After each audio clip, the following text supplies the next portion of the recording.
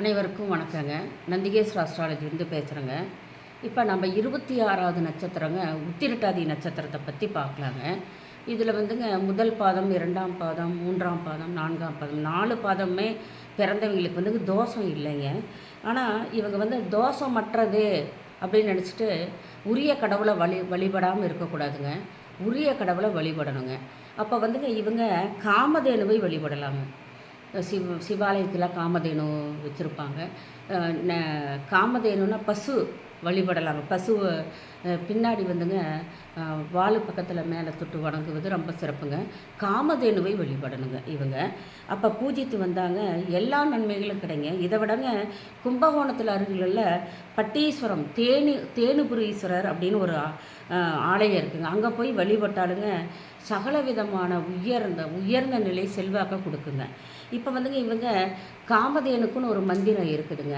அப்போ வந்துங்க காமதேனு காயத்ரி மந்திரத்தை வந்துங்க இவங்க தினமும் உச்சரிச்சுட்டு வந்தால் கூடங்க சகல விதமான ஐஸ்வர்யங்களும் கிடைக்குங்க.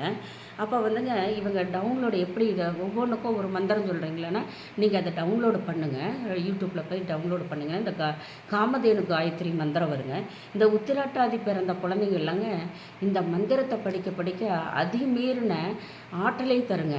இப்போ சின்ன குழந்தைங்களாக இருந்தால் சகலவித படிப்பு செல்வம் கொடுக்குங்க, செல்வாத நிலை கொடுக்குங்க. ஒவ்வொருத்தருக்கு படிப்பு வரலையும்பாங்க. அவங்கெல்லாம் வந்துங்க இந்த காமதேனு காயத்ரி மந்திரம் படிப்பது வெகு சிறப்புங்க.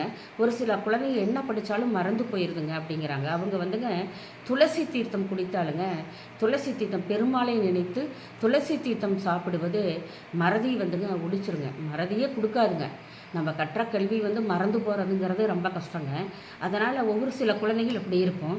அவங்க வந்துங்க நைட்லேயே ஒரு செம்பு பாத்திரத்தில் துளசி இலை போட்டு 2 பச்சைக்கருப்பு கொஞ்சம் சிறிதளவு போட்டுங்க ஒரு கல்கண்டு போட்டு இரவில் வச்சிடணுங்க. பெருமாள் பகவான்கிட்ட வச்சுட்டுங்க அவங்க இந்த அதிகாலையில் வெறும் வயிற்றில் வந்துங்க பெருமாளை நினைத்து அந்த தீர்த்தத்தை குடிக்கும் பொழுதுங்க ஞாபக சக்தி மறையவே மறையாதுங்க.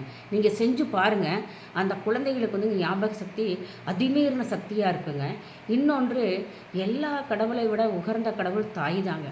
அந்த தாயின் பாதம் தொட்டு வணங்கி செல்ல செல்ல அந்த குழந்தை வாழ்க்கையில் பல வெற்றிகள் மேலே வெற்றிகள் கிடைக்குங்க. நன்றி, சுபங்க.